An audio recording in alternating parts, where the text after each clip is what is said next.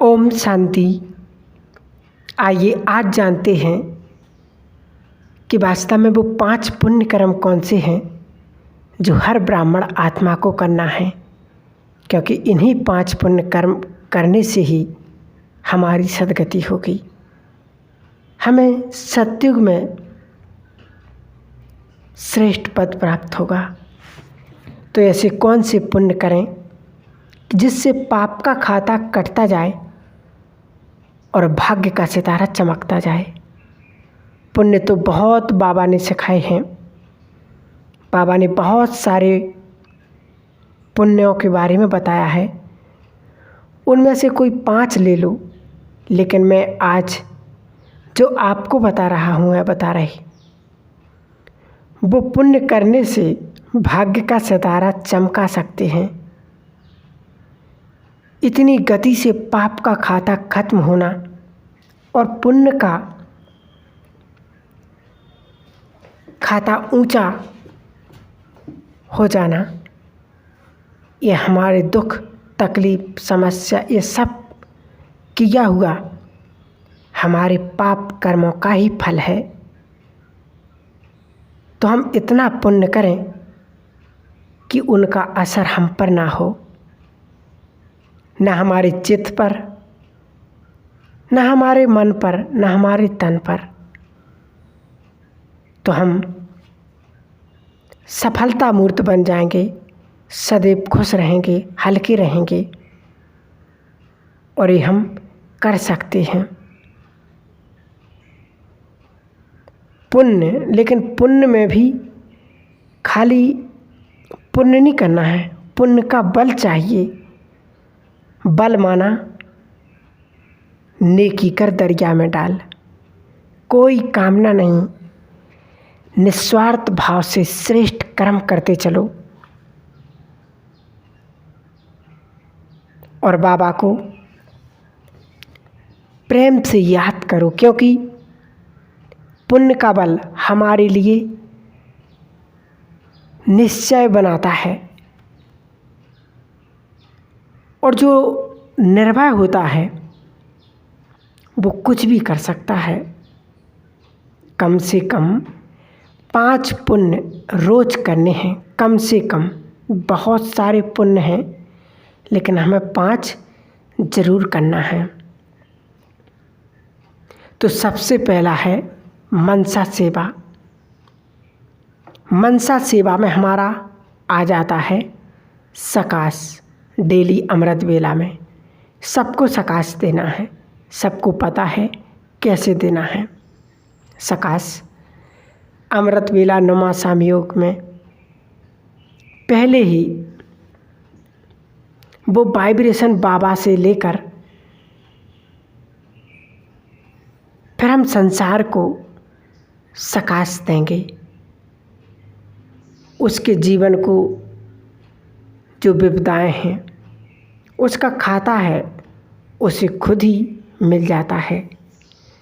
इसलिए हम अपने वाइब्रेशन से उसकी विपदाओं को, उसकी समस्याओं को समाप्त करेंगे। सकाश देने वाली आत्मा के सामने कोई भी परिस्थिति टिक नहीं सकती है। सकाश में इतनी पावर है। दूसरा है मुख। मुख बड़े बड़े पाप कर्म नहीं करता है। किसी हीन भावना वाले शब्द बोले, निराशा वाले शब्द बोले, तो अपने शब्दों पर संयम रखें।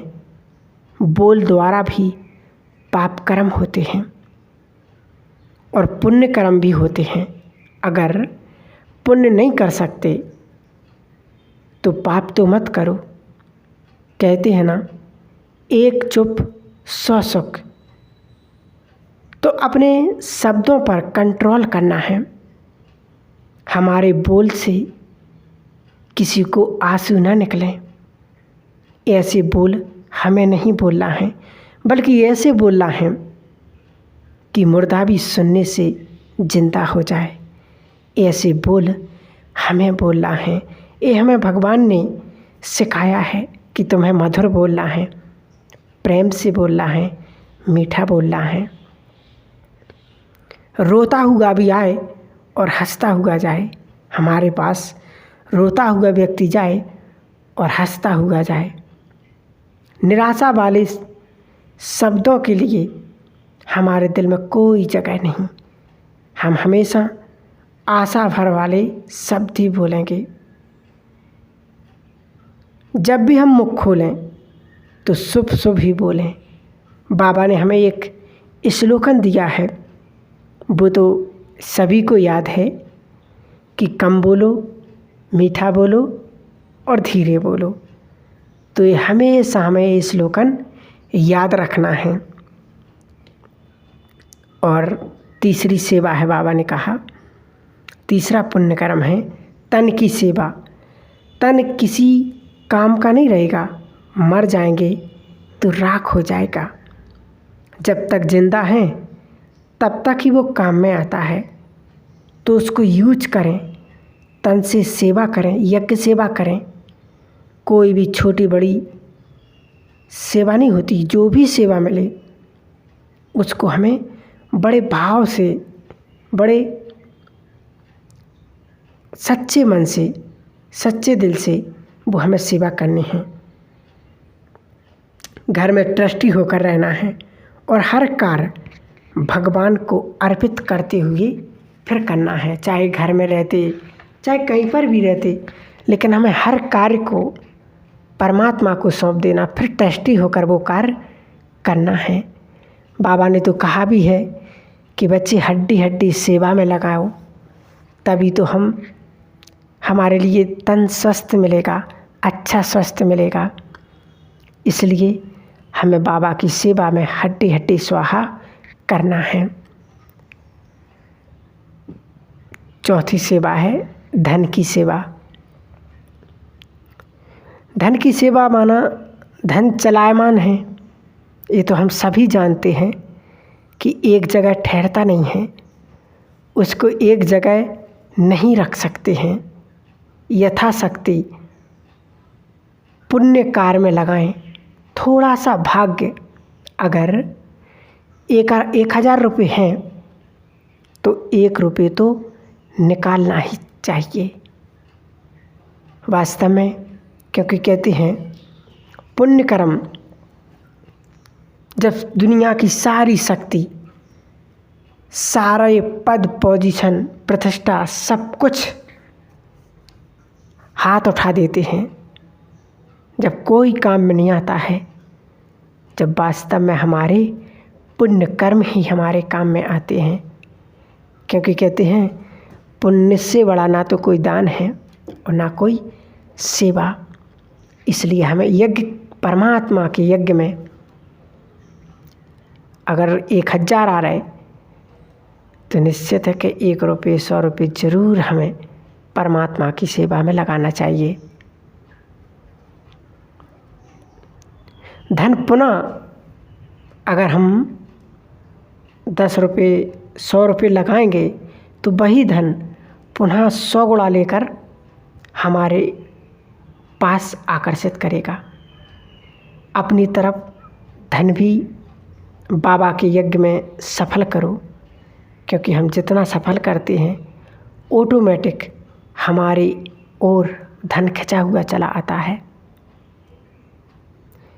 यथाशक्ति जितनी स्वयं में शक्ति है, जितनी व्यवस्था है, स्वयं की इच्छा से बाबा को कुछ नहीं चाहिए, लेकिन हमारा धन सफल हो, इसलिए अपने स्वयं की इच्छा से हम जरूर करेंगे।